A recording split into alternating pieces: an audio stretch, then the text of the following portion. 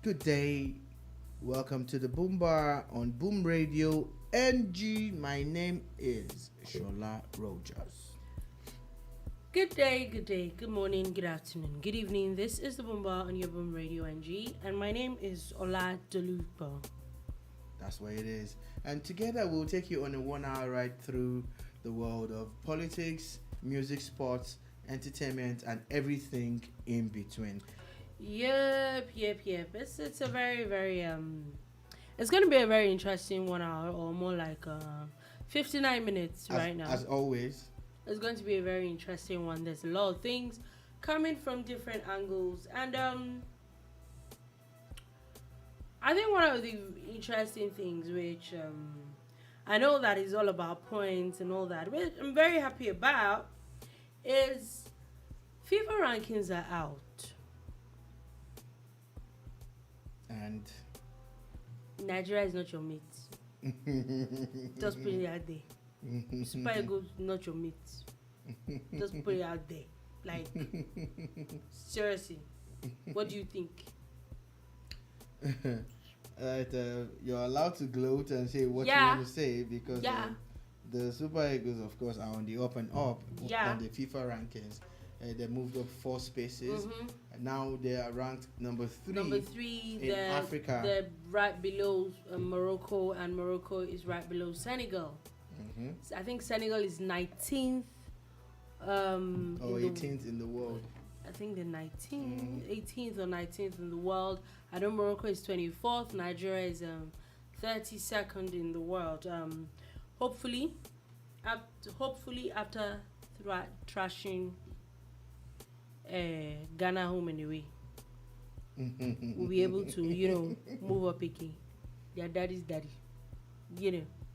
We're not your mates. Just know. I'm talking about World Cup qualifiers. A lot of people that seem to be having interim coaches, as Ghana has also announced a new coach. The coach was sacked. Coaches. They have a new technical team. Let me just put it like that. Now, there's we know that was it 2 days ago? Yeah, Senegal is definitely 18.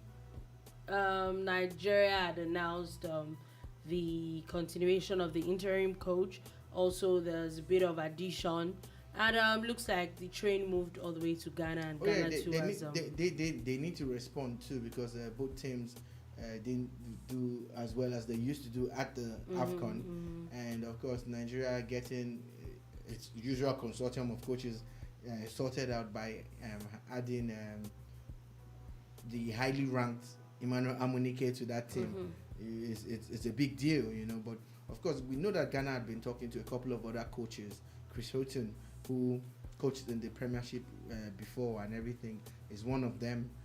So what they have now is like 2 or 3 new. There's a coach that used to work at Dortmund too in Germany, who has also joined the Ghanaian team. So that's what they have now, and they're ready more or less to take on the Super Eagles in this 2-legged affair. We'll see. Anyway, but seriously, Super Eagles, I cannot make this much mouth. And you people, let's know what we are doing. Just putting it out there. Let us know what we are doing. Thank you very much. It's going to be interesting. The build up to the World Cup qualifiers, especially it's very interesting. Ghana-Nigeria game. The Ghana-Nigeria game, and also there is Senegal-Egypt. Yes. Again, they're the ones playing. Again, I wonder, like, okay, why? Like, and are you sure that these fixtures are not the fixtures were done before, actually? So at the end of the day, it's just very interesting coincidence that that happened. So very moving off that, still talking football, still talking sports issues. Let's move on to something that it's been going off for a few days now, and is really brewing. Everybody's really talking about it, and it's the issue of the Kurt Zouma. And it was for people that do not know, there was a video of him kicking his cat, and of course there was a lot of talk about animal cruelty and blah blah blah blah blah. Yesterday it was announced that he was supposed to pay £250,000 fine 2 weeks of his wages were supposed to be donated to animal charities. Adidas had taken off, they had withdrawn their deal with him. Another company had withdrawn their deal with West Ham as well. In fact, West Ham was getting a lot of backlash because I think a day after he was put on the team to start, and a lot of people are calling for him to be sacked and all that. And but on the flip side, people are talking like, is it really this much punishment? Is it really commensurate with what he did? We've seen a lot of things happen over the years in football. Has there really ever been a punishment this steep? There has been incidents of racism, incidents of human beings to human beings, all sorts of things, and nobody has stopped playing ball. People's deals have not been taken off them, and people are moving and talking about how this is colored with a lot of racism. Yeah, it always happens like that. And I agree with the fact that it looks like it's colored with racism. I'll take us back to something that happened in 2011. A former Liverpool player, then a Liverpool player, and a Man United player, who we know when the protocol started that players would shake hands and everything. We know it became a big deal when Patrice Evra raised an alarm that he had been addressed in a derogatory way by Luis Suarez, the Liverpool player, who at some point, was fined in 2011 £40,000 by the Football Association after being found guilty of racially abusing Manchester United's Patrice Evra. You get? And one of the things that I didn't understand then was his teammates stood by him. His team stood by him. They even printed T-shirts one time and all of that. Fast forward to a few years after that, the same Luis Suarez was involved in another. There was some sets of biting. And one of the biggest brands out there when it comes to sports equipment and what have you, Adidas, actually did tweet and encouraged him. The same guy at that same World Cup. There was a whole campaign. Oh yeah, at that same World Cup, remember how he cheated Ghana out of a chance to go to the next stage. Yeah, they would have become the most successful African team at any FIFA World Cup if he didn't do what he did. He got away with it. Nothing really happened, and he's still playing football till today. That's just Luis Suarez. There are other cases. There's the case of Eden Hazard. The videos are all there online. Just Google Eden Hazard kicks ball boy. You will find it. And I even saw a picture of that. He didn't show any remorse. Nothing happened. Nothing happened. He kicked a whole human being. Even if it was a mistake, his reaction would have shown that, oh man, this guy was sorry. But nothing happened. So nothing came Suarez, Hazard. John Terry also had his own running. And this is what Rio Ferdinand's brother. West Ham player, what's his name? During the interview Antonio that he had today, that nobody's saying that what this person did is good. But now, the point now is, which I think I like the fact that to a large extent, his team players and his club is actually standing with him, because I don't understand, and it's true, nobody is saying that what he did is right, but is it really necessary? Talking about the fact that take Adidas for example, this is a company that makes boots that we know that they're actually made from animals. And then, in fact, I think I read it that about 3 million kangaroos or something that I used to make boots per year. And nobody is even saying, okay, yeah, they're not endangered species, they're not this, they're not that. But it almost seems like there's something else to it. In 2012, John Terry was charged with racially abusing Anton Ferdinand, Rio Ferdinand's younger brother. And he was fined £220,000. Although he eventually went to court and the magistrate court said he was not guilty, the FA had already fined him. You get? He still continued playing football. So, and this was 2012. In 2011, we know about Luis Suarez. Now, this is 2012. And you can also trace all of these issues down the line. Then in 2022, Kurt Zouma stupidly did that despicable thing. Now, people need to be clear about one thing. We are not in support of what he did.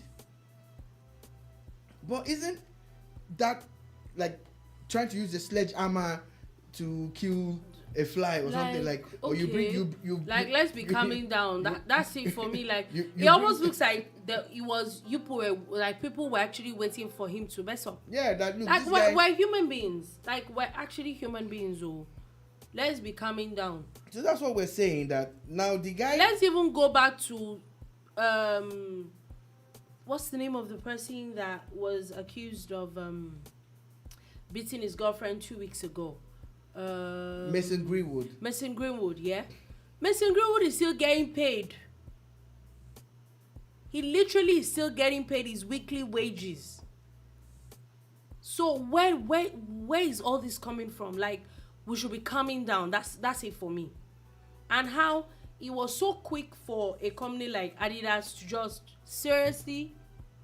They did not even waste time. Are you just cancel culture? Is it just about the what's it called to the galleries? Just I'm not getting it.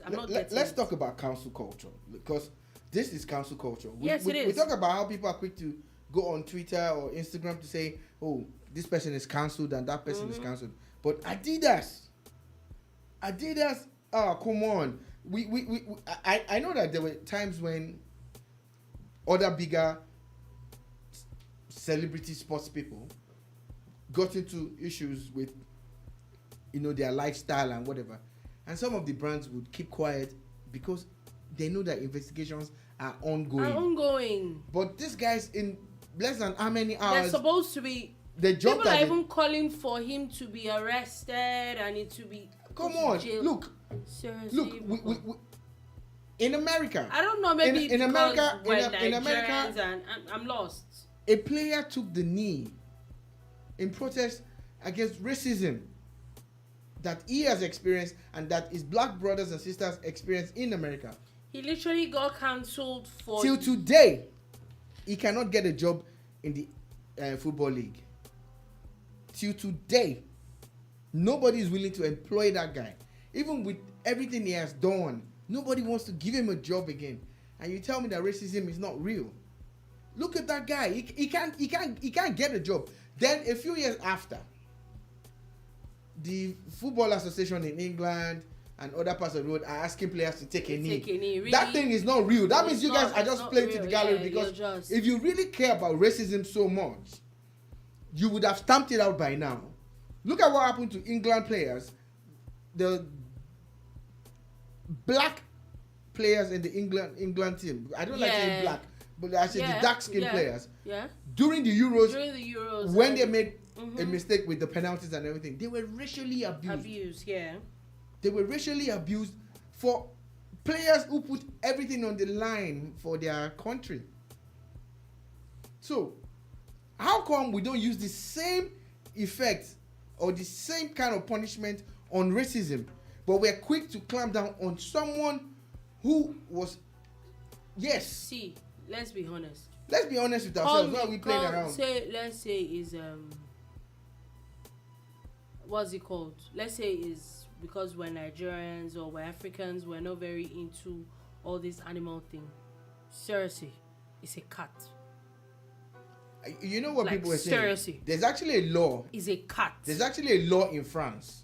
There's a law in France that that can actually see Kurt Zouma go to jail for 4 years. But he's not in France now. I'm just saying. Oh, you have a law that can send a man to prison for his cruelty towards an animal. Mm-hmm.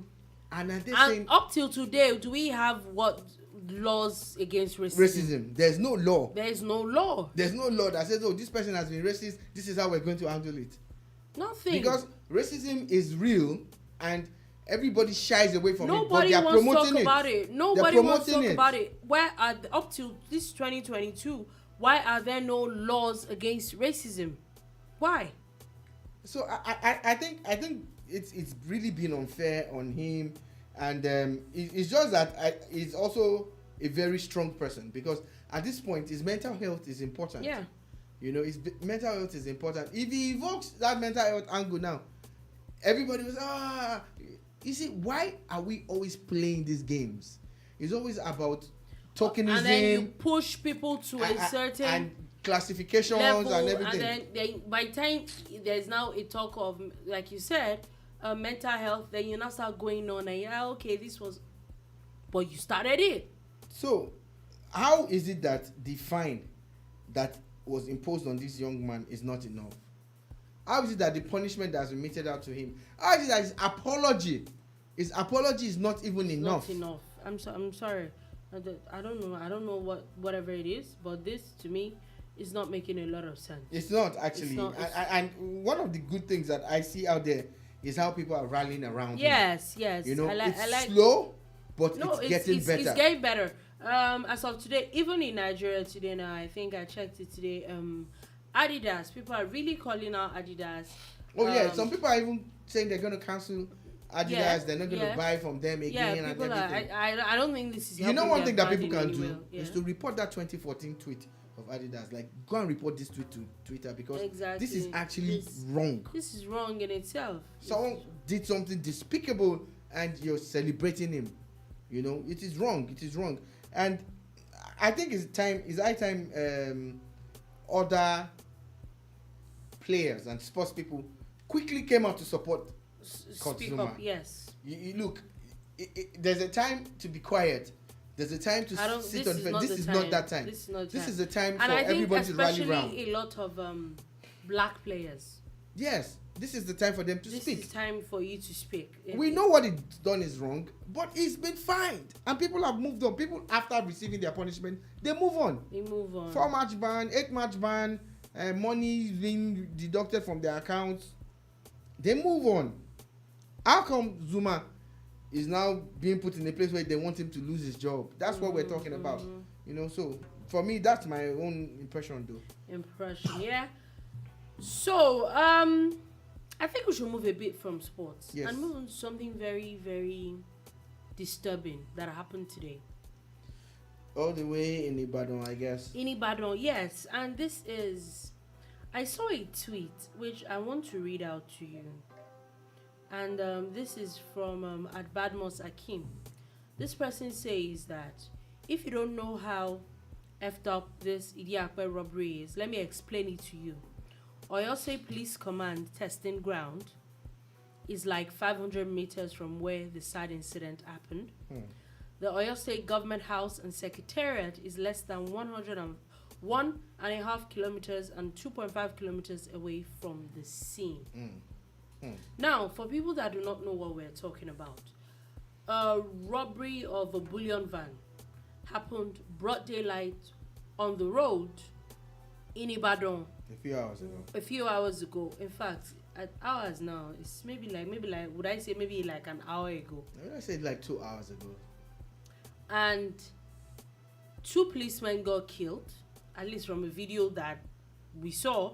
2 policemen got killed. 2 other people got shot. Yeah. We saw how bullet holes were like into cars and people, all sorts of things. In broad daylight. In the middle of the road. And you wonder, like, I know that there was a time in fact, to be very honest with you, I literally have witnessed a robbery in Ibadan, broad daylight. It's weird how I still remember. I think I was about 5 or 6 when I saw this. And what if I told you that I still remember what those people were wearing? Wow. I actually do. Wow. And that's like 15 or so years ago. More than that, yeah. I have nothing to say to you. But anyway,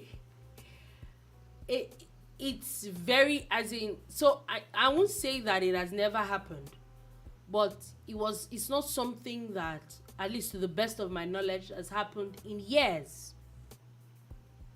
We know how, whether we like it or not, the truth is that security has really, really worsened in Ibadan and in Oyo State as a whole.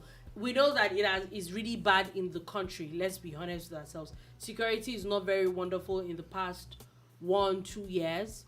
But coming from how notorious Ibadan was and getting to a point of peace and quiet for some number of years, and then back to this again, I think it's something major. And I was going to say that I thought at a point the governor was supposed to step up the security situation in the state, which was supposed to be one of his campaign promises. But how is it that these things are retrogressing?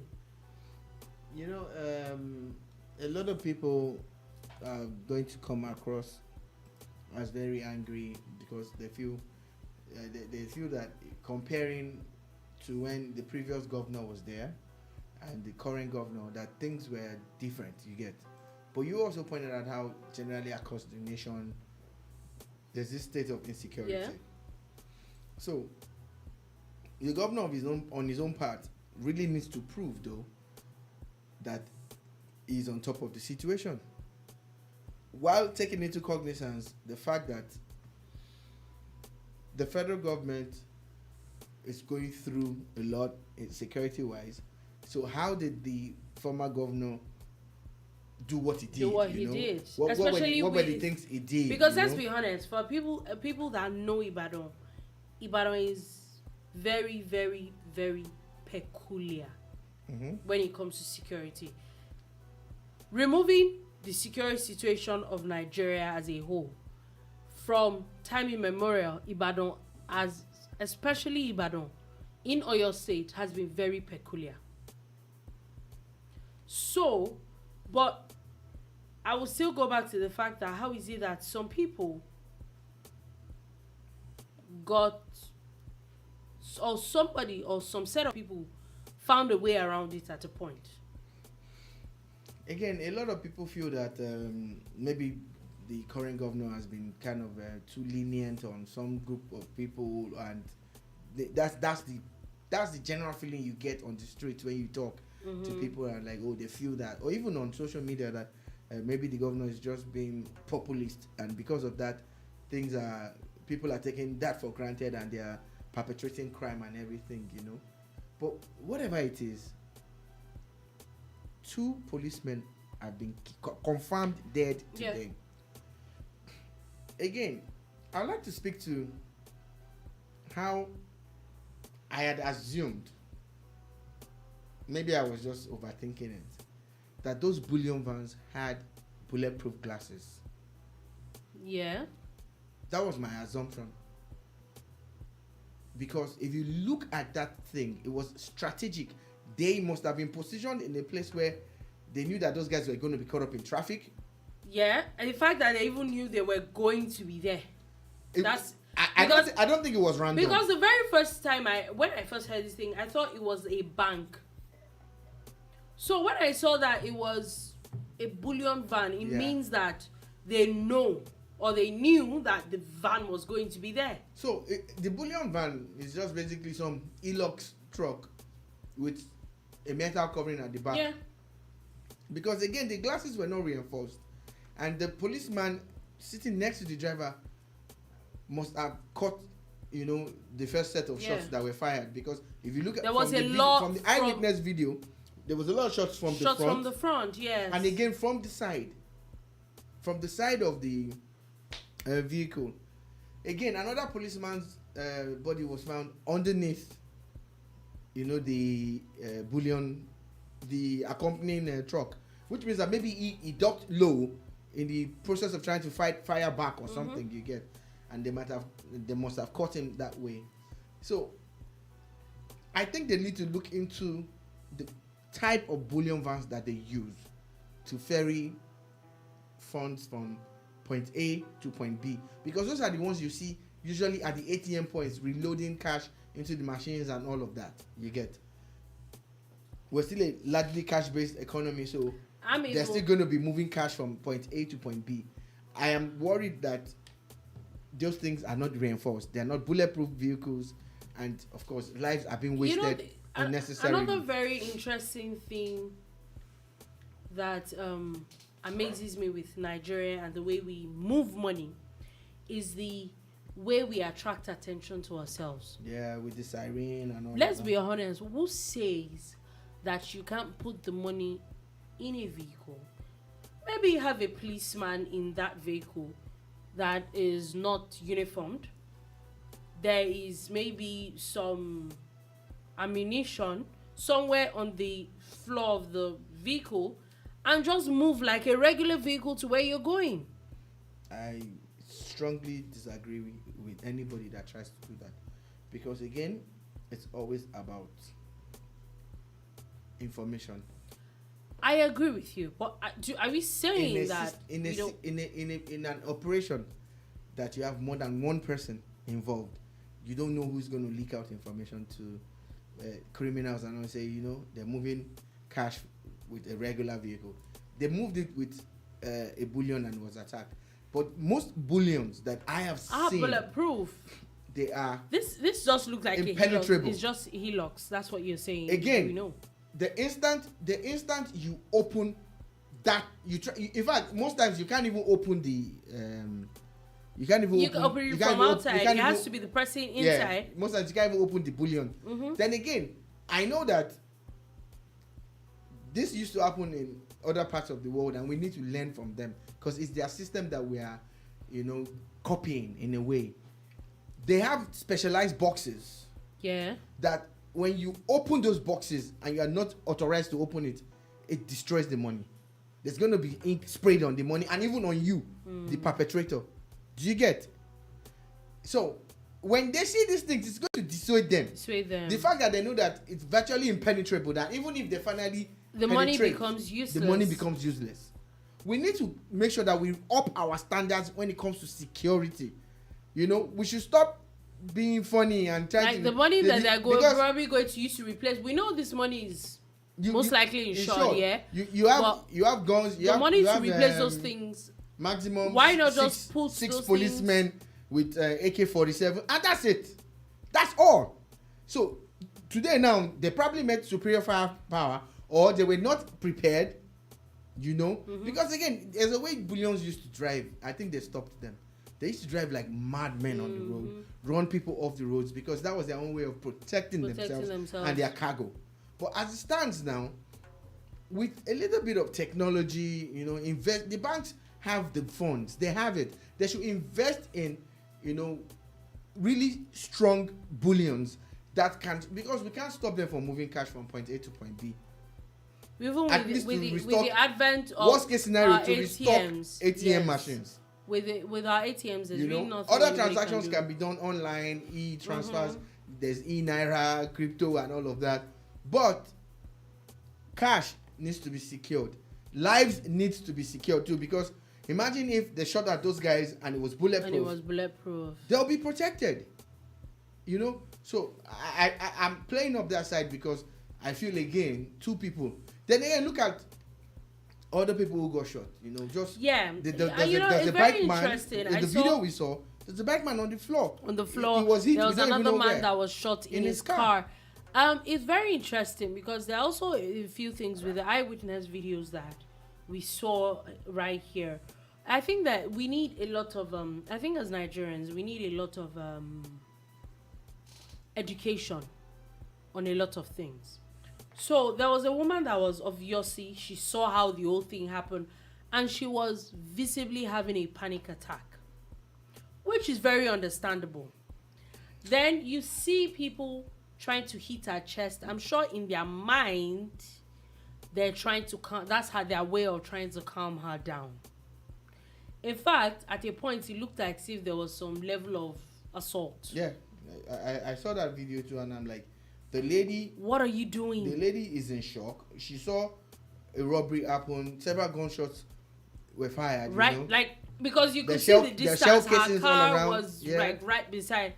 And the best that this man could do is go there, and they're hitting her on the chest to tell her to calm. That's not how it's done, really. That's not How does that even calm anybody down?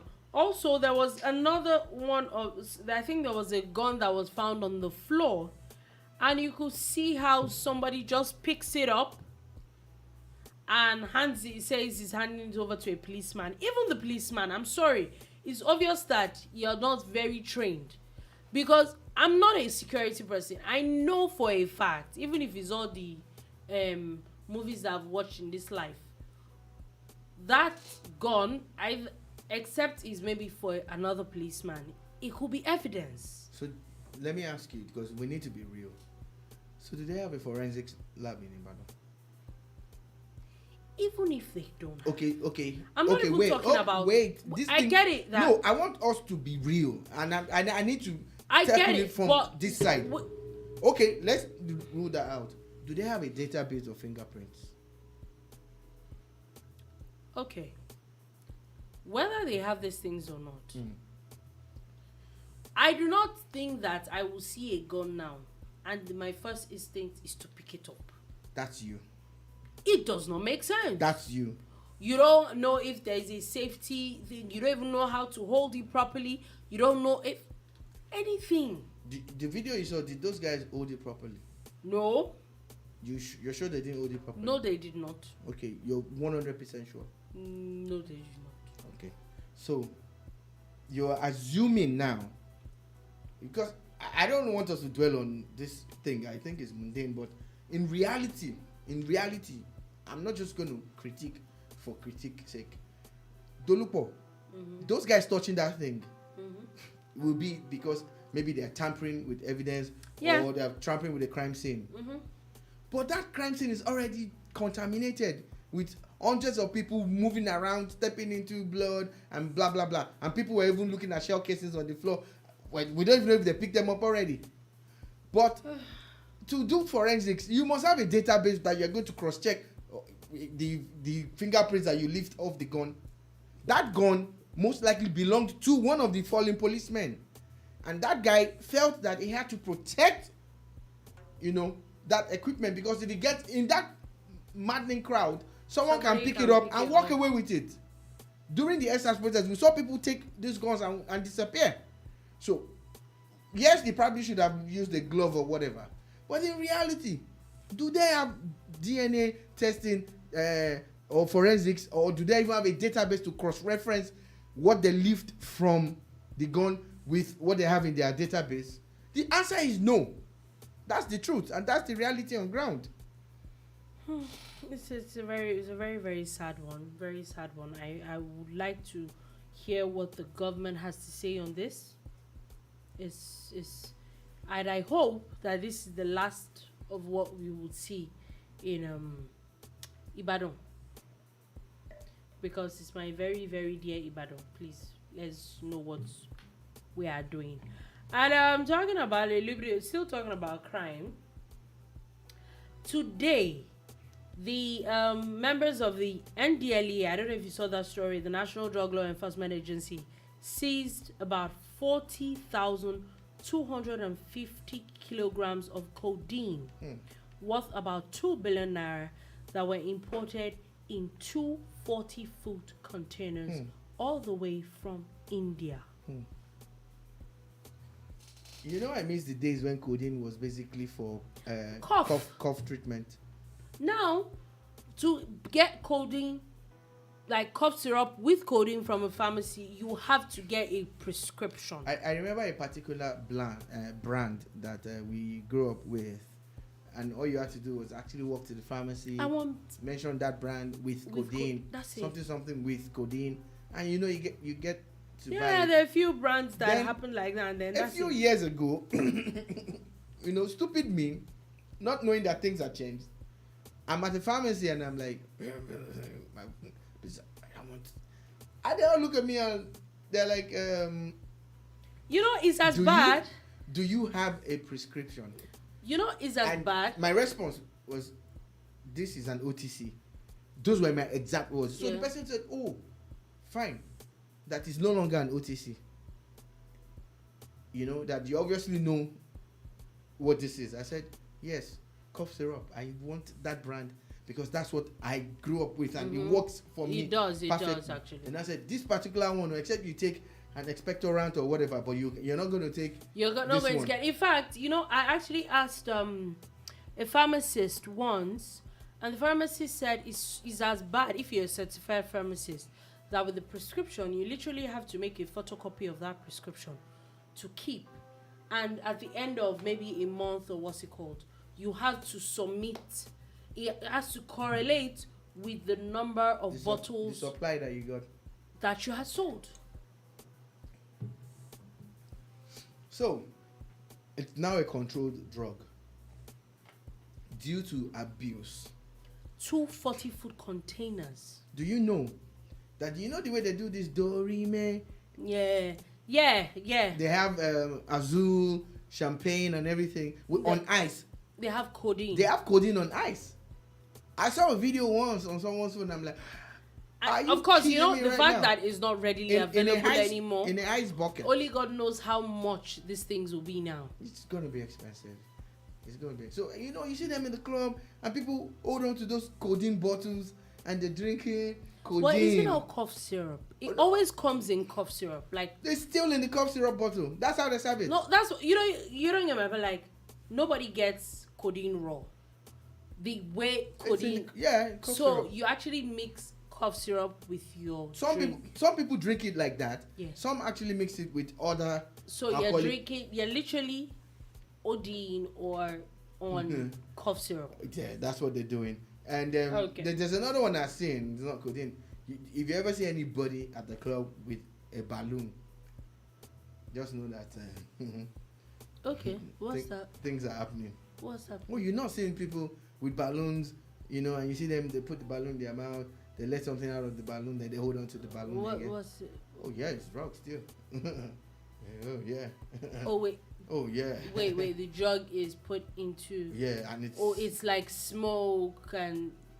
I thought it was helium that put it so that your voice can, be. In a club, so what's that for you? Balloon. Yeah. Why did you see them in the party? I've never seen balloon? such. Yeah. Balloon. Okay, that's good to know. Mm-hmm. Not good to know though, but that's enlightening. Let me put it like that. So that when you see it, just know that the person needs intervention. Oh, wow. Anyway, also still talking a bit about security. The man of the Nigerian Security and Civil Defense Corps, the NSCDC, Zamfara State Command, has arrested a notorious 14-year-old by the name of Sani Suleiman. 14. They say that he is being the investigation released that he was trained by one bandit king called Saliu in weapon handling. He confessed to have participated in castle rustling and kidnapping activities. He also confessed that he raped women who were kidnapped and brought into their custody. 14. 14-year-old. I keep harping on 14 because legally he cannot stand trial. Abi? But I hope the system deals with this person. Keeps him until he's 18. And so that he can pay for these crimes that he has committed. 14. He's a rapist, he's a kidnapper, castle rustler, amongst other things. When there's no punishment for these people, they will feel invincible and they will want to keep doing these things. They feel like, oh yeah.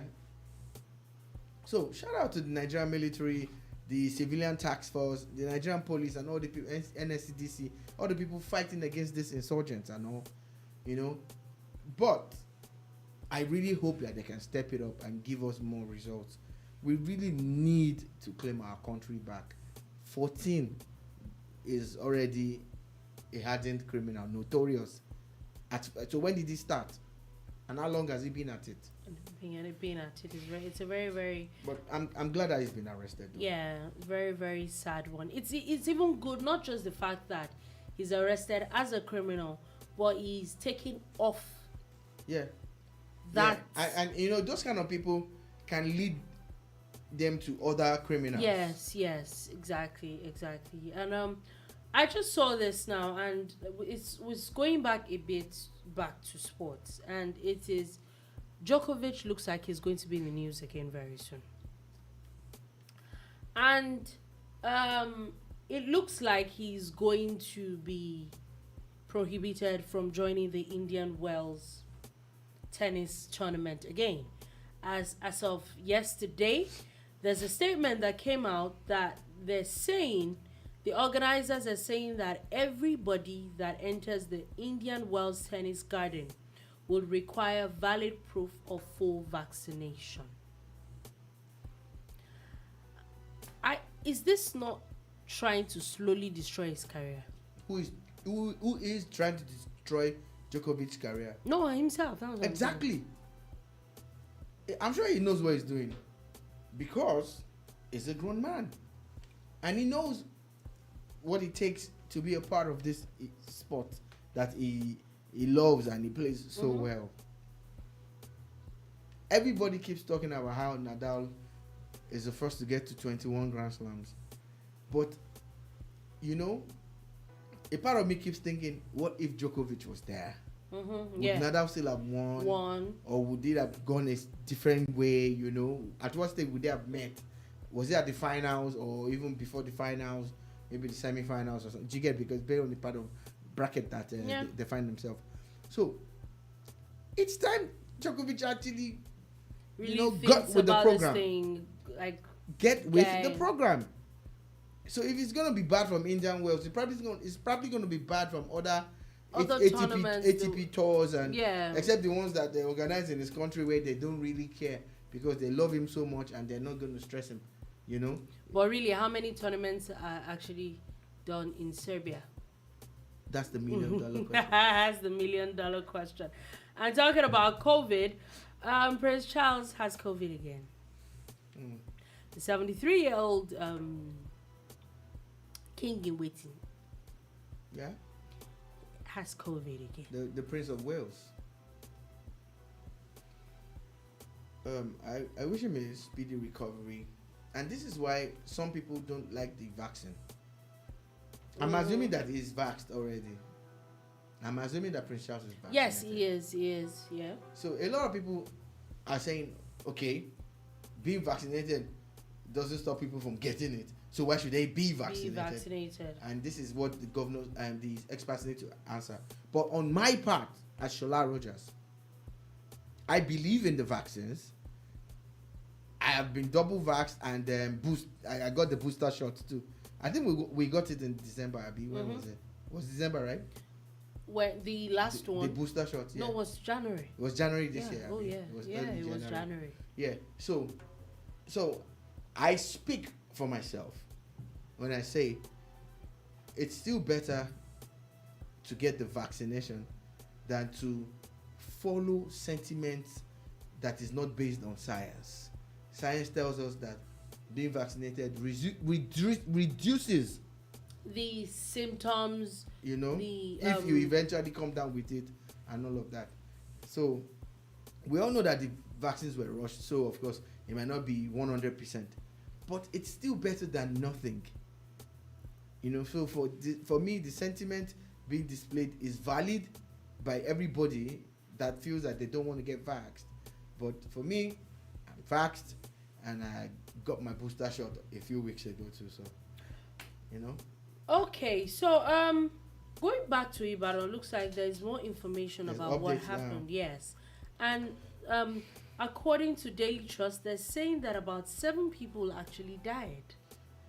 There are about 4 policemen and 3 other people, and they're saying that what really happened was that there's a newly installed traffic light by the Idiakwe junction where that happened. I noticed it. So it was when the bullion van Was caught up in traffic. was caught up by the traffic light was when they opened fire. they opened that's fire. why it was because of that thing I saw in the video that made me say that it was an ambush. It was pre-planned. That they obviously knew that the bullion was going to come through. I don't think it was random. Or on the flip side, maybe they had seen them somewhere and they knew, oh, they're going to go through that place, and they went to wait for them at that point, you know. So but safety wise too, do the little that we know, I know of convoys and all that, do they actually wait for traffic lights and all those things? Especially when there are vehicles in front of them, there's nowhere to go. There's a median high, because way back when you see them climb on the medians and face one with traffic and go. They're just off. But with the way things are now, you know, there are several vehicles in front, there are vehicles on the side. They wait. They don't have a choice. They're a sitting duck. That's why I'm saying that if the vehicles were fortified, you get, those bullets would not penetrate. And at that time, they already pushed the panic button. There's backup for them. There's backup coming. Because they won't want to wind down to respond or return fire. Yeah. But at least but you know that the bullets cannot penetrate. Those guys will not succeed. They Mm-hmm. won't succeed. And even in the case where they get away with it, there are boxes that they used to use so many way back in the 90s. How come this is 2022 and we don't have it? We don't. That's where the conversation now comes from. Where was the money coming from? Where is it originating from? Why don't you have these things in place? I think it's high time. Even the CBN needs to look into these things. There should be standards. Even those vehicles should be fitted with cameras too. They should have the dash cams and other things, because again, that also helps them, you know who did what. this, yeah. And it's easier to track and trace those people. I agree. You get, even if they are marked, you know which vehicle they use and everything. Because again, eyewitness accounts are not 100%. They're not. Especially when those kind of things, everybody's there's pressure. There's a lot of things. There's a lot of so adrenaline. People see a lot of distorted things. Yes, I agree. And again, the commentaries can be off-putting. Oh yeah, I agree. This is a sad one. If they're saying as many as 7 have died, we were sure, because we don't want to misinform. So we were sure of two that we saw on the video, and it was even confirmed by the people who were on ground. It's a very, very sad one. And talking about we're going all the way to Anambra in court.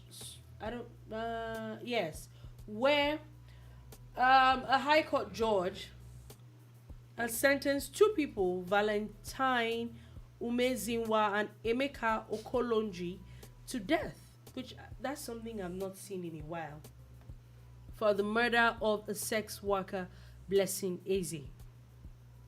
Very interesting story, as the judge had listened to the cross-examination of the between the lawyers.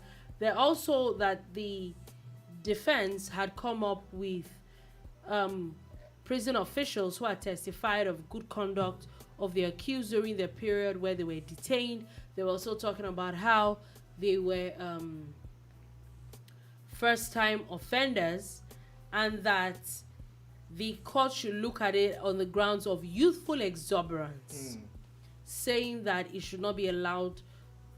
It should be allowed to stand youth, and they will be acting irresponsibly and wasting people's lives if they actually give them the maximum sentence. But looks like all that did not deter the judge, as the judge even advised that if they're not okay with it, they can actually appeal, or they should write to the Committee of Prerogative of Mercy. That is the governor that can help them. Yeah, you can commute it to life or something else. He has the power to take them off. But that for him, it's not changing. Now, the death sentence globally is becoming outdated. A lot of countries are saying that instead of killing someone who killed someone, they get life imprisonment, or they get X number of years, you know, depending on if it's first degree. Or, I'm not a lawyer, but this is what it is now.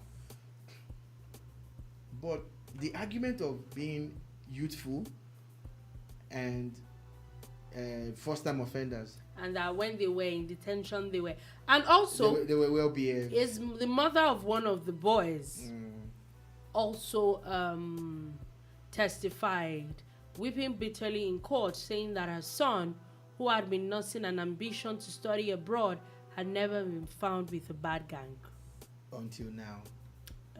But is being convicted you know, of killing. See, you know, never joining bad gang is maybe you get arrested, or maybe like you are smoking, you are caught smoking, or you are caught stealing. Killing a whole human being, sex worker or not, killing a whole human being. Mommy, I think that you need to. You know how it is. You know how it is with parents. It's they are blinded by love or whatever it is that they feel for their children. At times they don't even know that the gang that they are referring to is their child going that is the bad guy. It's the bad guy. Because look, we all say bad gang or bad this or bad that. Mm-hmm. But at least one of those people or the leader of that group is someone's child too. Mm-hmm. So, but parents are so blinded by this love that they don't see it when their children go bad. It shows a lot on their part, a lot of the failure on the part of the parents. Parenting is the issue here. You know, I'm sorry, I'm going to sound like a broken record every time something goes wrong. I say it's parenting. Mm-hmm. Yes, but it is parenting. You know, you can't rule out the odd child that's definitely going to be bad. That's going to be bad, you know. But in this scenario, your tears have come at the wrong time. Too late. You should have actually raised your child better than you did. Mm-hmm. Murder, taking someone's life, is the ultimate. And the death sentence is still in the Nigerian law. However, their chance to appeal, I don't know what the other judge will say, so we can't preempt that. But the argument of them being first-time offenders, I don't think that it doesn't when even it make comes it to doesn't murder. even make Yeah, that's why I said that first-time offenders can Doesn't work even make any when it sense. comes to some civil issues. Yeah. But when it comes to criminal issues, and we know for a fact that murder is like the highest level of. So the lawyer is saying, my lord, they are first-time offenders. So the Lord now sets them free so that they can kill another person. Abi. It's very very funny. And before we go, the House of Assembly in Zamfara State is in the news again as they've officially begun impeachment process against the deputy governor. Yeah.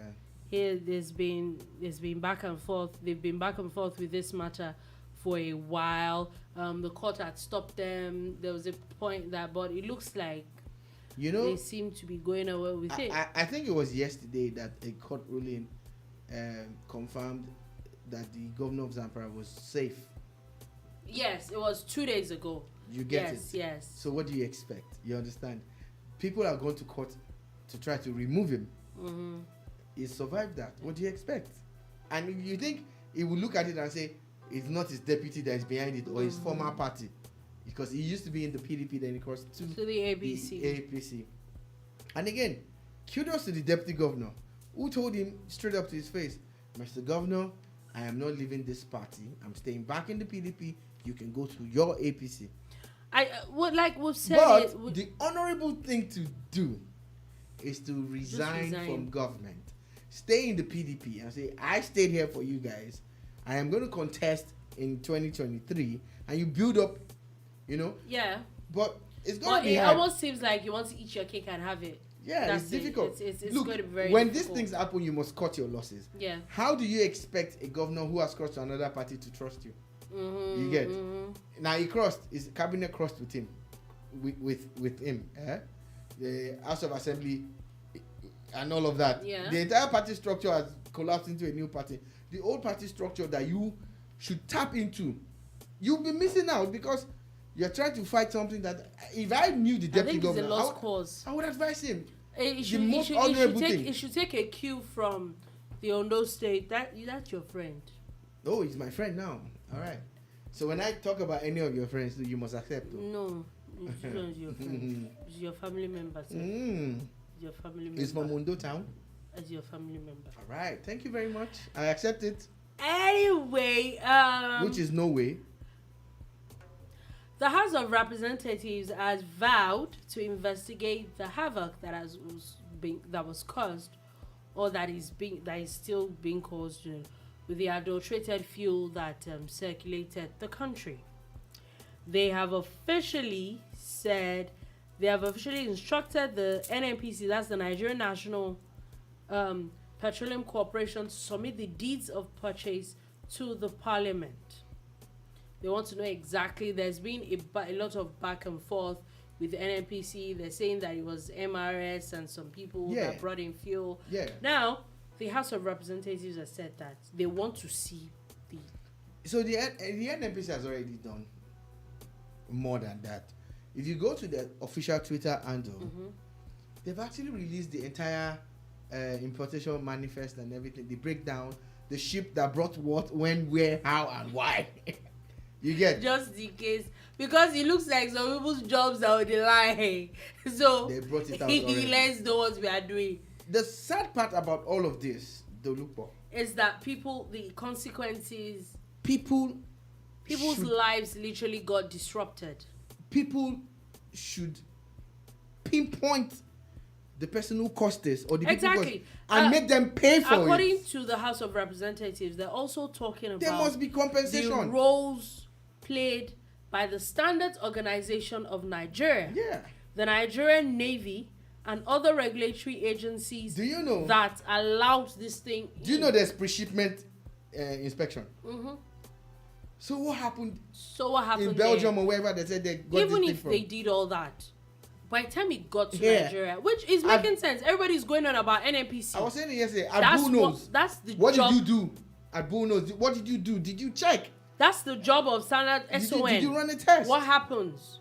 And you know the sad part? I remember when this thing happened a few years ago. Nothing came out of it. Nothing came out of it. One of these filling stations that they are mentioning was where most people bought it from. The fuel was disgusting. Like, I saw it because I know. I saw a video, I think a day or two ago. Someone actually posted a video and it looked like gutter water. It didn't even look like fuel. That one is even good. This one then looked yellowish and all. Like, it didn't look. You know, at some point we're getting like clear, crystal clear white. Yeah, this one looked like this gutter, mud like water. Stained yellowish water. But the smell, oh my God, the smell. Like, we know that petrol for some people is repulsive. Some people can stand it. But from a distance, you will know that this one is just wrong. From a distance, your nostrils and everything is burning and is hurting you. Vehicles got damaged. Nothing happened. Nigerians need to stop taking these things. Yes. I think that, and this is where we're talking about a class action suit that is worth billions of naira. This is where it starts from for me. I don't want to be in that situation, but imagine if, peradventure, I had taken my car to the filling station, then this happened, and I was going for a meeting. I missed the meeting.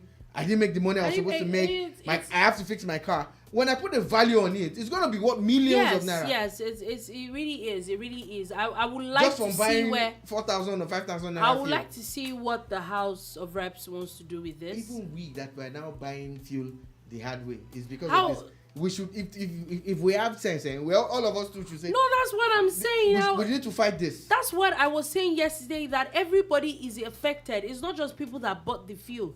It's not just people's cars that got spoiled. Now there is a lot of queues. The number of man hours that is spent on queues. The cost of transportation has gone up. A lot of these things. Cost of food will go up. It is, everything is involved. There's a ripple effect. Everything is involved. And for me, whether we like it or not, I saw an interview that I think Dino Melaye granted yesterday, and hate him or love him, he said something. He said, heads has to roll. Somebody has to be accountable for that this. That has always been the problem. Somebody has to be accountable. That has always been the problem. Not until people are accountable, then other people will know, okay, that's this the only thing thing is that's wrong. going to change, the system in Nigeria, the way things work. Because when something goes wrong, there's this explanation that's peripheral. There's this explanation that's political, and that's where he ends. But it's time to take punitive measures. Yeah.